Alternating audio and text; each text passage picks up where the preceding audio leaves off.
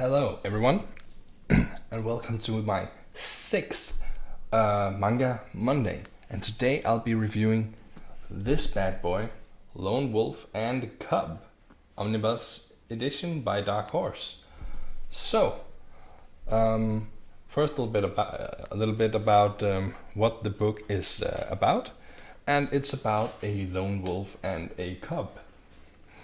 That means that it's about this samurai here on the front cover who travels around with his son. Right there.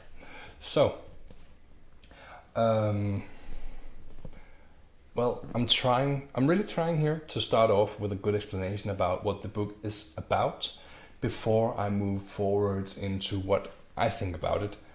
But I'm actually finding that kind of difficult right now, and since I've kind of spoiled my opinion in the beginning of most of my other videos anyway, I just might as well do it again. I hate this book. I really hate it.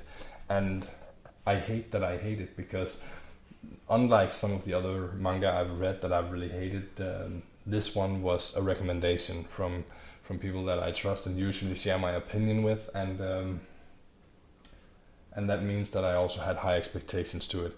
I would have hated this no matter what my expectations was, and that goes a little bit back to what I was saying just before. I have a hard time telling you what this is about.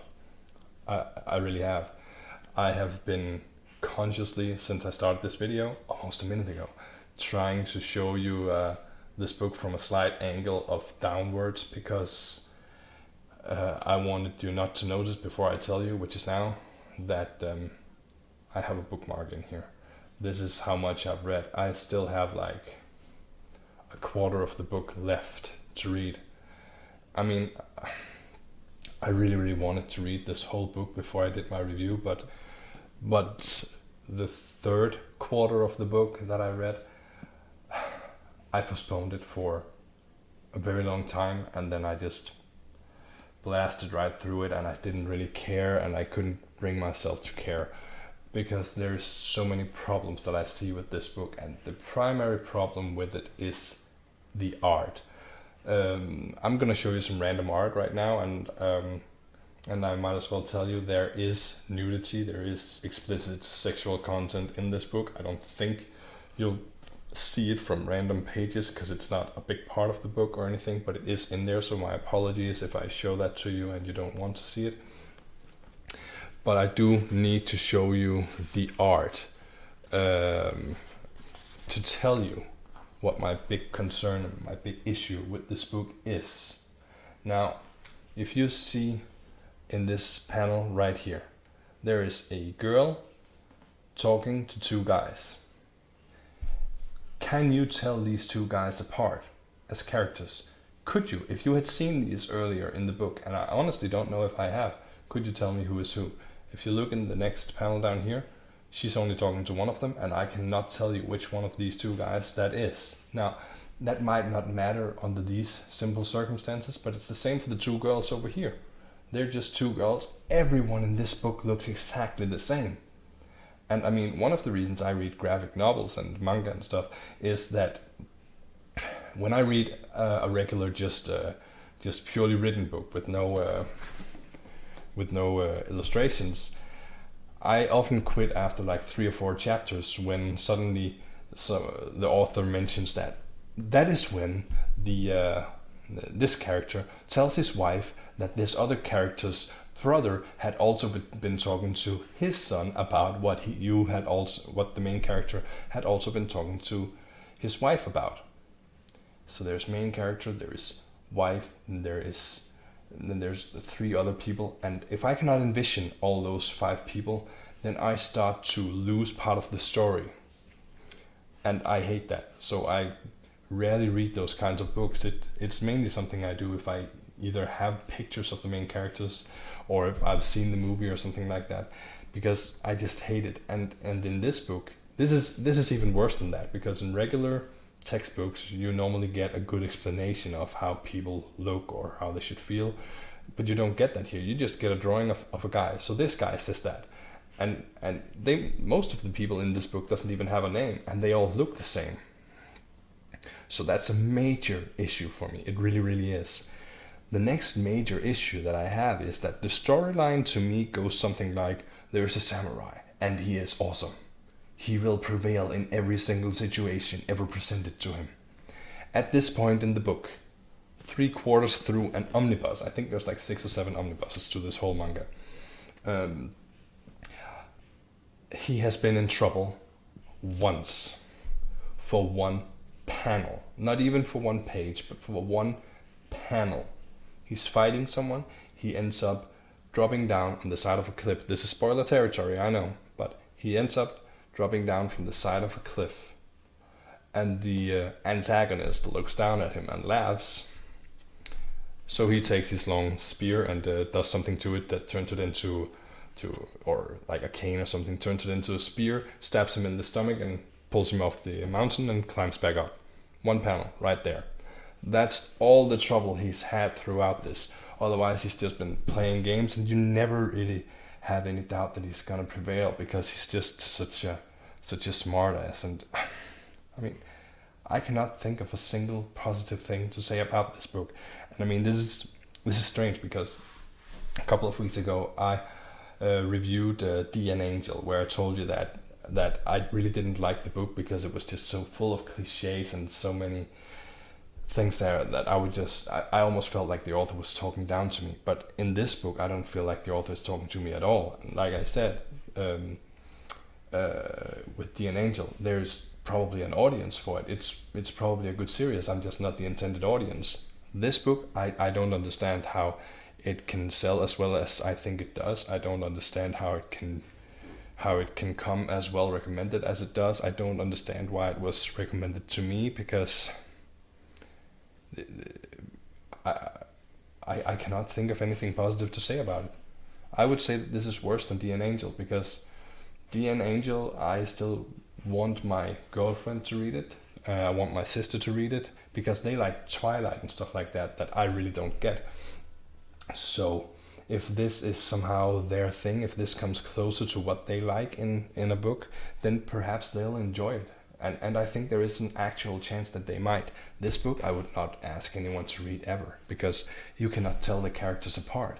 And even if you could, the story is just, well, this guy, he's an assassin, so he shows up at places, asks people who they want dead and why they want them dead. Then he makes a decision, asks whether to kill the guys he's being paid to kill or the guys paying him to kill them. And it doesn't matter if it's one person or 1,000 people that he has to kill, he just does it without any problem at all.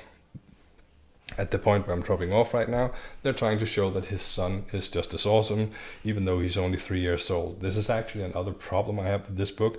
The boy is presented as a 3-year-old, but he does not act like a 3-year-old. He doesn't act at all, actually.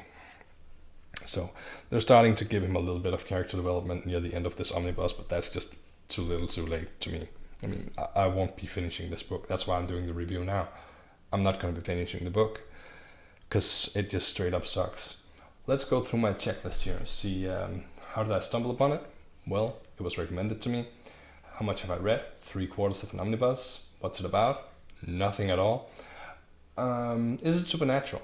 Well, yes and no. There's no directly presented magic in it. There's no dragons or magical potions or something like that. It's presented as a natural occurring thing, but obviously the strength of the main protagonist is very supernatural. Level of blood and gore, it's like they're trying to just put as much of it in there as possible.